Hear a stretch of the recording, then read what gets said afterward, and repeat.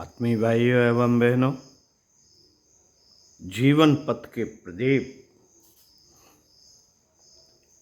पृष्ठ 21।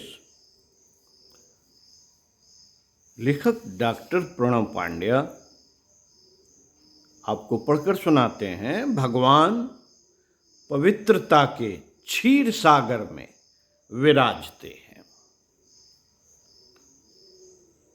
साथियों, मनुष्य जीवन व्यापार में सतत अपने आप को एक धोखा देता रहता है कि कहीं से उस पर उसकी बाह्योपचार, प्रधान पूजा, प्रार्थना, आरती आदि से अनुदान बरसेंगे एवं उसके अभाव दूर हो जाएंगे।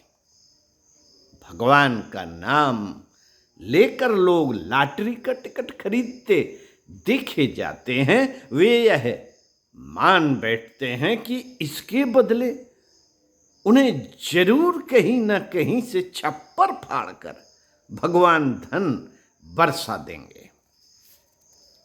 बाहरी पूजा स्वयं करने का मौका नहीं मिलता तो किसी और से करवा के यह समझते हैं कि उसका लाभ अपने को मिल गया, चाहे स्वयं ने कितने ही पाप क्यों ना किए हों।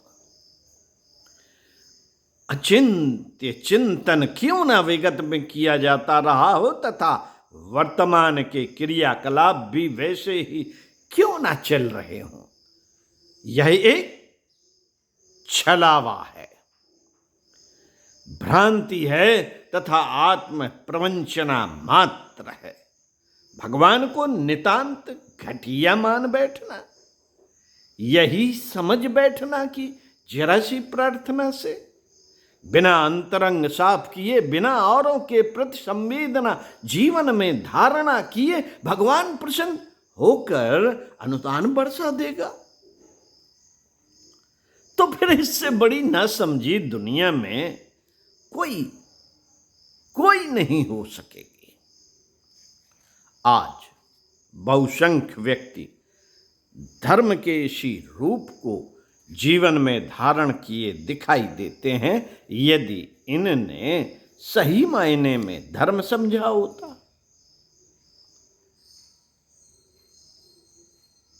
तो सबसे पहले अपने अंतरंग को निर्मल बनाया होता। भगवान तो इतने दयालु क्षमा वत्सल हैं कि वे भक्त के निष्काम भाव से उनकी शरण में आ जाने पर उसके पूर्व के सब पाप का बोझ अपने पर लेकर उसे न जाने कहां से कहां पहुंचा देते हैं। शर्त एक ही है,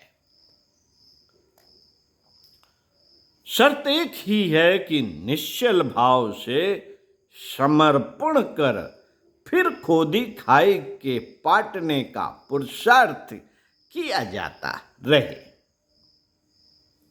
तो भगवत कृपा व सत्कर्म दोनों मिलकर व्यक्ति की आत्मिक प्रगति का पथ प्रशस्त कर देते हैं। भगवान ने गीता में स्वयं कहा है,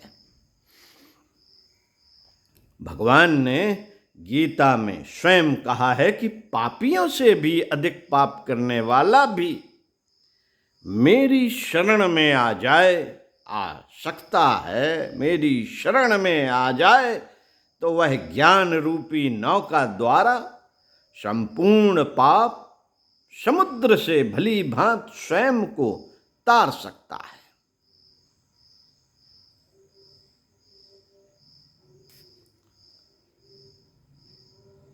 चार बटा 35।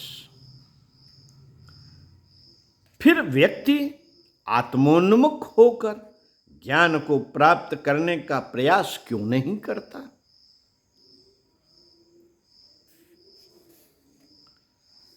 जो उसे पवित्रता के अनंत स्रोत से जोड़ता है। यदि अध्यात्म का यह मर्म समझा जा सके तो बहुत से व्यर्थ के समय क्षेप करने वाले उपचारों से बचकर स्वयं को अपने समय व सारी विभूतियों को भगवत परायण बनाते हुए निहाल हुआ जा सकता है। इस तत्व दर्शन को समझने में ही मनुष्य का हित है।